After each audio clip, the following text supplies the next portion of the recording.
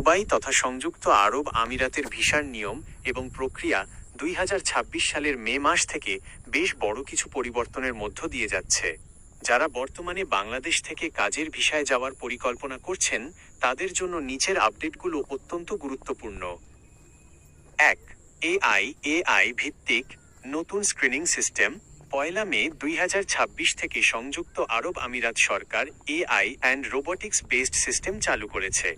এখন থেকে প্রতিটি কাজের ভিসার আবেদন কৃত্রিম বুদ্ধিমত্তার মাধ্যমে যাচাই করা হবে। দ্রুত প্রসেসিং।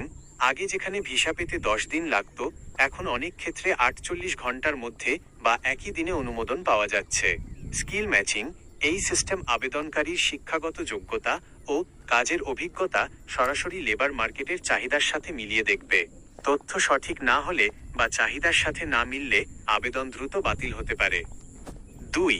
নতুন জব সিকার ভিসা। যারা সরাসরি কাজের ভিসা পাচ্ছেন না, তাদের জন্য 120 দিনের নতুন একটি জব সিকার ভিসা চালু করা হয়েছে। এর ফি কমানো হয়েছে এবং থাকার মেয়াদ বাড়ানো হয়েছে, যাতে দক্ষ কর্মীরা আমিরাতে গিয়ে সরাসরি ইন্টারভিউ দিয়ে চাকরি খুঁজে নিতে পারেন। 3. গোল্ডেন ভিসার সহজলভ্যতা। দক্ষ পেশাজীবী, কন্টেন্ট ক্রিয়েটর এবং সৃজনশীল ব্যক্তিদের জন্য গোল্ডেন ভিসা 5 বা 10 বছর মেয়াদি পাওয়ার শর্তগুলো আরও সহজ করা হয়েছে। এমনকি নির্দিষ্ট কিছু ক্ষেত্রে বিনিয়োগের বাধ্যবাধকতা, যেমন প্রপার্টি ইনভেস্টরদের জন্য পূর্বের 750,000 দিরহামের থ্রেশহোল্ড শিথিল বা পরিবর্তন করা হয়েছে। 4. গুরুত্বপূর্ণ প্রয়োজনীয় বিষয়সমূহ।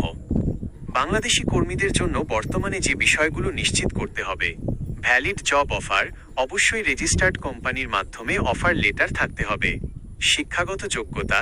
পদের সাথে সামঞ্জস্যপূর্ণ সার্টিফিকেট থাকতে হবে, যা যথাযথ কর্তৃপক্ষ দ্বারা সত্যায়িত হওয়া প্রয়োজন। মেডিকেল ও বায়োমেট্রিক। আগের মতোই মেডিকেল ফিটনেস এবং এমিরেটস আইডির জন্য বায়োমেট্রিক দিতে হবে, তবে প্রাথমিক অনুমোদন এখন অনেক দ্রুত পাওয়া যাচ্ছে। 5. সতর্কতা। দালাল ও ফেক এজেন্ট। 2026 সালের এই নতুন ডিজিটাল সিস্টেমে তথ্যের নির্ভুলতা অনেক বেশি গুরুত্বপূর্ণ। কোনো দালালের মাধ্যমে না গিয়ে সরাসরি MOHRE, ministry of human resources and immigration বা আইসিপি এর মাধ্যমে তথ্য যাচাই করা সবচেয়ে নিরাপদ। ফেক বা জাল ডকুমেন্টস দিলে এআই সিস্টেম তা সহজেই শনাক্ত করতে পারবে, যার ফলে স্থায়ীভাবে ব্যান হওয়ার ঝুঁকি থাকে।